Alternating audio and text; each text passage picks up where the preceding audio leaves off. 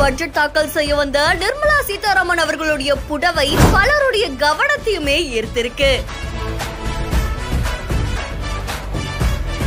Budget தாக்கல் செய்ய வரும்போது அவங்க கட்டியிருந்த புடவைகள்ல இவ்வளவு விஷயம் இருக்கா அப்படின்னு பலரையுமே ஆச்சரியத்துல ஆழ்த்தியிருக்கு. கைத்தறிக்கு முக்கியத்துவம் கொடுக்கிற இந்த புடவைகள்ல என்னென்ன ஸ்பெஷல் இருக்குன்னு தெரிஞ்சுப்போமா? 2024-25 ஆண்டுக்கான மத்திய பட்ஜெட்டை நிர்மலா சீதாராமன் அவர்கள் தாக்கல் செஞ்சிருக்காங்க. அந்த பட்ஜெட் தாக்கல் செய்ய வரும்போது அவங்க அணிஞ்சிருந்த புடவை பலருடைய கவனத்தையுமே ஈர்த்திருக்கு. ஏன்னா மத்திய பட்ஜெட்டை அவங்க 7வது முறையா தாக்கல் செய்யறாங்க.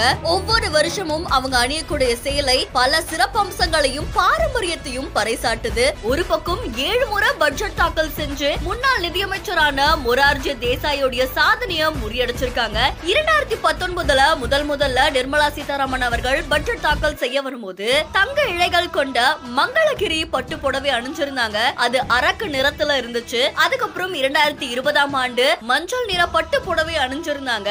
அதை தொடர்ந்து 2021 தெலுங்கானாவை சேர்ந்த போச்சம்பள்ளி பட்டு புடவை அணிஞ்சிருந்தாங்க. இது கைகளால நெய்யப்பட்ட தனித்துவமான புடவையாமா. இதோடைய விலைகளுமே கைத்தறி நெசவாளர்களுக்கு ஏத்த மாதிரி தான் இருக்குமாமா. ஐவரி நிறத்துல பெரிய சிவப்பு பார்டர் கொண்ட அந்த புடவை அணிஞ்சிருந்தாங்க. 2022ஆம் ஆண்டு பிரவுன் பொம்காய் சேலையை அணிஞ்சிருந்தாங்க. இது மஸ்டர்ட் நிறத்துல அடர் பிரவுன் நிற பார்டரை கொண்டிருந்தது. 2023ஆம் ஆண்டு ஒரு கோவில் பார்டர் புடவையை தேர்ந்தெடுத்திருந்தாங்க. அது சிவப்பு நிறத்துல இருந்தது.